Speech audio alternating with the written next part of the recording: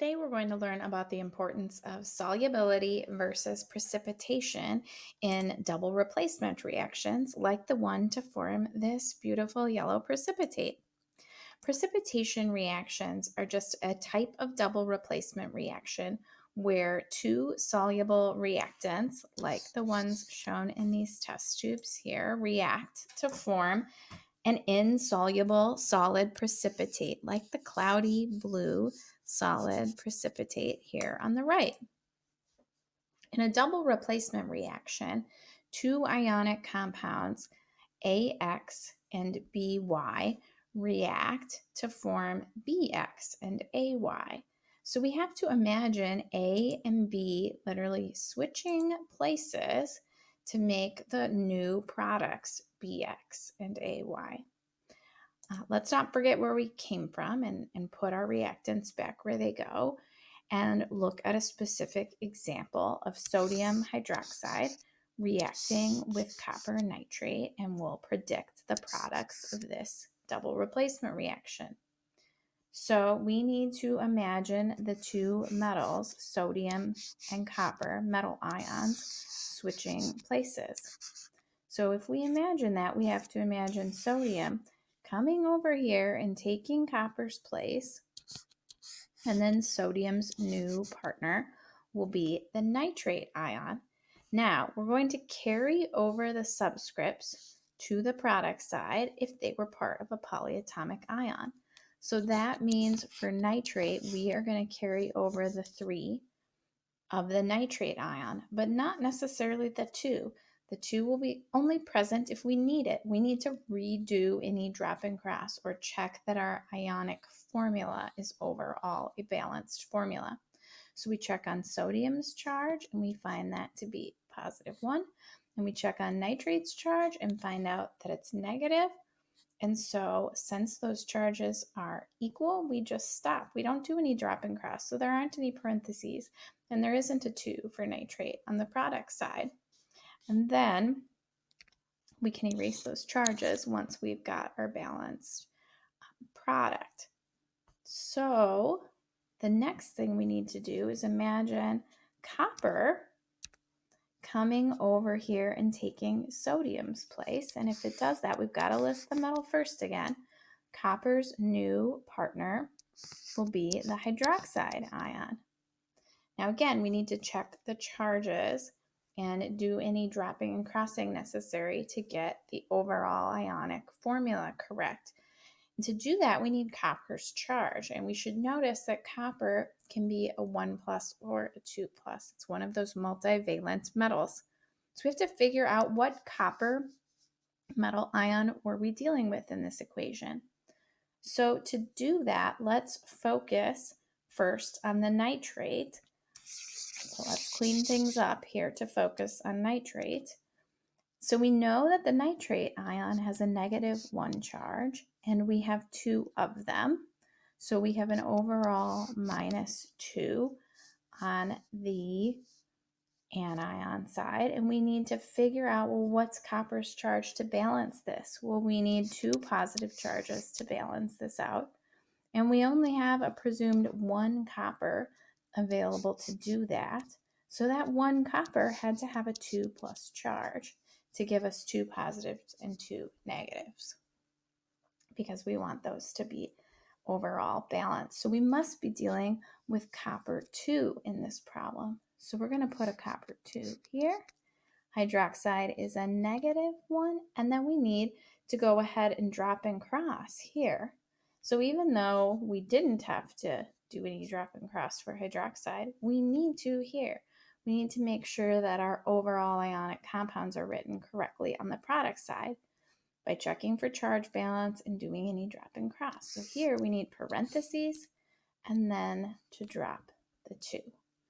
And then we can erase those charges if we'd like after we finish that. So now the question becomes, what do we need to learn about our solubility versus precipitation? So let's check out some solubility rules. we have a table of solubility rules on the back of our periodic table. And we need to learn a few terms. When the ionic compound is soluble, that's the same as being aqueous. That means that it's able to be dissolved in water. And so it'll have SOL behind it if it's soluble. And that is going to be true of anything that's aqueous. So we're actually going to end up writing an AQ behind any of the products that say they're soluble. If they're insoluble, that means they don't dissolve, and that means that a solid precipitate is formed because that substance is not soluble in water. It is not aqueous. And if it's slightly soluble, there'll be some solid formed then too. So we'll put an S there too. DNE stands for does not exist, that those products can't be formed. So if we think about the two products that we made, we had copper 2 hydroxide. So let's look for the intersection of copper and hydroxide. And that says insoluble. So that's going to be our solid product. Let's look for the intersection of sodium and nitrate. And that's going to be soluble. So that will be our aqueous product. So let's go back. Sodium nitrate said it was soluble, so that'll be aqueous. Copper 2 hydroxide said it was insoluble, so that will be solid. Now everything looks pretty good here, except I would encourage you to pause for a moment and see if you can find anything we haven't taken care of just yet. Did you see that we are unbalanced? So let's go ahead and make an element list, and let's combine polyatomics where that's useful. And let's try to balance this reaction. We have 1 sodium and 1 hydroxide and 1 copper on the reactant side. There's 2 of the nitrate polyatomic ions. On the product side, 1 copper, 2 hydroxide ions, 1 sodium ion, and 1 nitrate ion. So we might want to double our sodium hydroxide count with a coefficient of 2 in front of sodium hydroxide, so that we'll have 2 hydroxides. Then we'd need to double our sodium and our nitrate, and a 2 in front of sodium nitrate will take care of that. And now we are balanced too. So our blue cloudy solid here is actually copper 2 hydroxide solid. And the sodium and nitrate ions would just be still dissolved in aqueous solution. So let's use these solubility rules to determine if some example compounds are soluble, AQ, or insoluble solid. This is a good spot to pause and try these 5 on your own first. I'm going to go on and look for the intersection of sodium and nitrate, and I find out that it's soluble, meaning it will be aqueous and able to dissolve in water. I go to the intersection of silver and bromine and find out that that is an insoluble solid. So it will make a solid precipitate.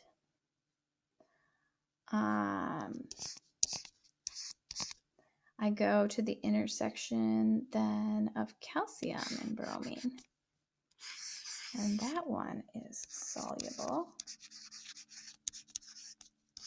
So that will be aqueous in solution.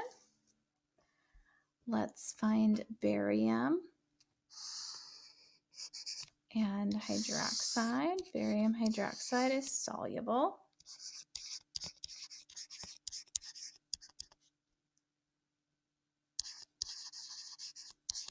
So that will be aqueous.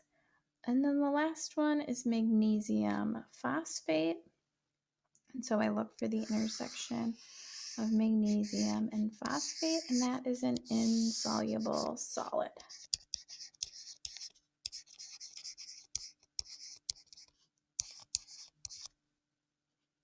Okay, so let's take a look at that classic demonstration that was on the very first slide to make that pretty yellow precipitate. Two reactants are used, potassium iodide and lead nitrate, and they're both clear solutions. So let's see if we can't figure out what that yellow precipitate was on the very first slide. Well, we've got potassium iodide, aqueous, reacts with lead 2 nitrate. Now, those charges aren't equal, so we'll have to drop and cross that 2. And then we'll need to imagine lead and potassium switching places. When potassium comes over here, nitrate will be its new partner. And then when lead moves over into potassium's spot, iodine will be its new partner. Now, redoing your drop and cross, we'll need to drop 2 here. Now, we'll need to check our solubility rules. So check for the intersection of potassium and nitrate. Maybe you've seen that the nitrates are all soluble, so they're all AQ. Well, what does that mean for lead iodide? When I look at the intersection of lead and iodine, I see that it is an insoluble solid. That means that that yellow solid precipitate I see forming is lead 2 iodide. It's got to be solid lead iodide. Now I can erase these charges after I've got my formulas all figured out. But now I know the identity of the solid yellow precipitate. There's one last problem. This reaction's not balanced. I can get myself 2 nitrates over here with a coefficient of 2. I'll need 2 potassiums and 2 iodines by putting a 2 here. And now I'm balanced and I've figured out what my solid precipitate is.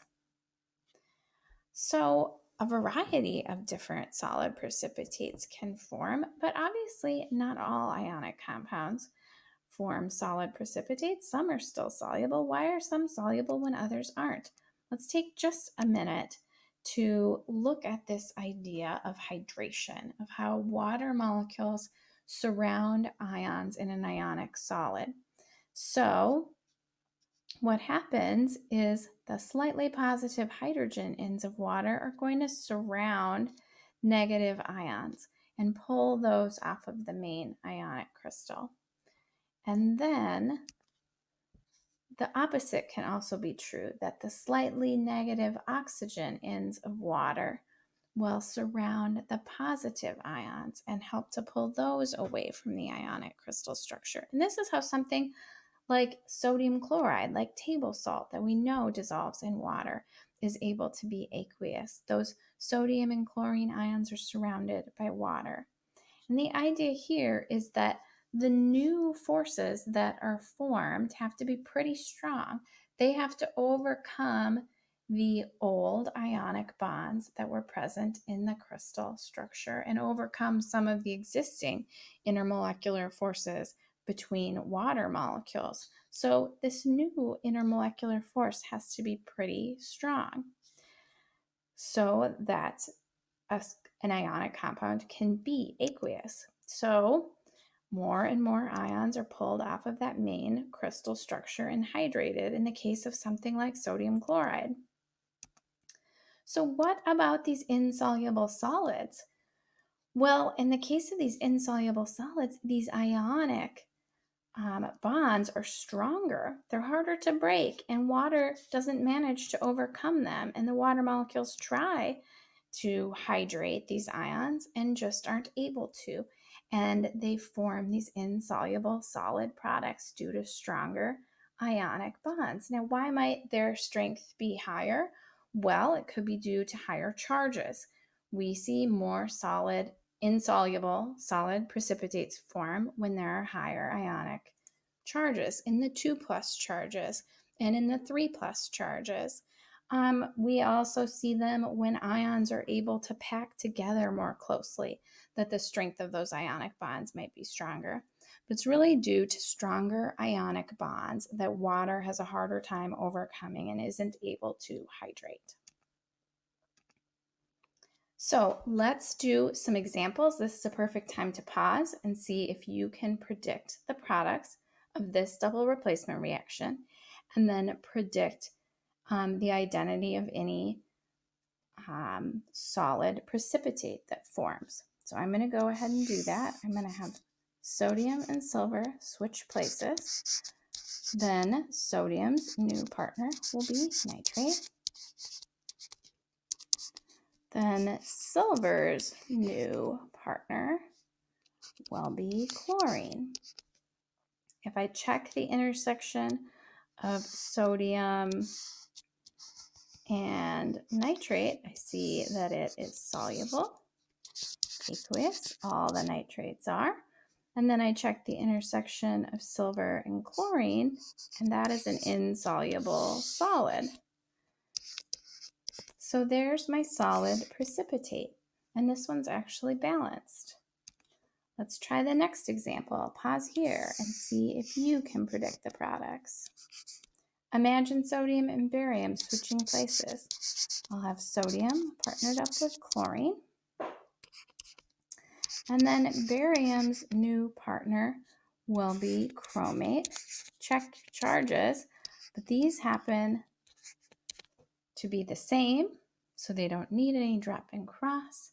I can actually erase the charges when I've got their formulas settled.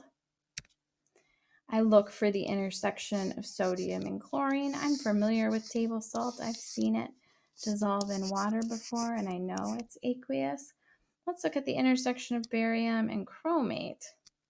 I've got to go all the way down here to chromate, and sure enough, that one's insoluble. So that will be my new solid product. I'm not balanced here. I actually need 2 sodiums and 2 chlorine ions on the product side. Now I'm balanced, and I've predicted my solid product. In our last example, sodium and potassium are going to switch places. So sodium's new partner is chlorine, and potassium's new partner is acetate. Charges are all fine, so these compounds are finished. They don't require any drop and cross to get the correct formula. Again, I know table salt's aqueous. I'm going to look for potassium acetate. I'm not so sure about it. Sure enough, soluble, so that's aqueous. Well, wait a second. There's no new solid product formed here. So there's actually no new precipitate here, and we would say no reaction occurred because we didn't see any signs of a chemical change. We didn't see any color change. We did not see any new solid product being formed, and so we would say that there's no reaction here. So unless there's a new insoluble solid precipitate formed, there's no reaction if one does not form.